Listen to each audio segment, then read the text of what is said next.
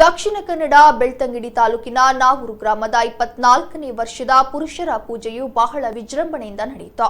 ತುಳುನಾಡಿನ ಜನಪದ ಕಲೆಗಳಲ್ಲಿ ಪುರುಷ ಕುಣಿತ ಎಂಬುದು ಕೂಡ ಒಂದು. ಈ ಕುಣಿತಕ್ಕೆ ತುಳುನಾಡಿನ ಹಳ್ಳಿಗಳಲ್ಲಿ ಬಹಳ ಪ್ರಾಮುಖ್ಯತೆ ನೀಡಲಾಗುತ್ತೆ. ಇನ್ನು ಸುಗ್ಗಿ ತಿಂಗಳಲ್ಲಿ ಕೃಷಿ ಚಟುವಟಿಕೆ ಮುಗಿದ ನಂತರ ಪುರುಷ ಪ್ರಧಾನವಾದ ಈ ಕುಣಿತವನ್ನ 3, 4 ಅಥವಾ 5 ದಿನಗಳ ಕಾಲ ರಾತ್ರಿ ಸಮಯದಲ್ಲಿ ಕುಣಿತ ಮಾಡುವುದು ಕಲೆಯ ವಿಶೇಷತೆಯಾಗಿದೆ.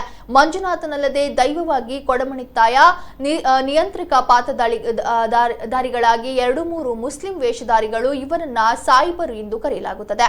ಇನ್ನು ಕರಡಿ, ಕಾಲೆ, ಸ್ತ್ರೀವೇಷ, ಬೈದೆರ್ಲು, ಭೂತ, ಪಂಡಿತ, ಕಳ್ಳ, ಸಿಂಗಾರಿ, ಬ್ರಾಹ್ಮಣ, ಕಿರೀಟ, ಮನ್ಸೆ, ನರ್ಸಣ್ಣ, ಕ್ರೈಸ್ತ, ಸವಾಲೆ ಬೀಸುವುದು ಇತ್ಯಾದಿ ಜಾತಿ ಸಂಬಂಧಿ, ವೃತ್ತಿ ಸಂಬಂಧಿ, ಪ್ರಾಣಿ ಸಂಬಂಧಿ, ಆಚರಣಾ ಸಂಬಂಧಿ ವೇಷಗಳಿರುತ್ತದೆ.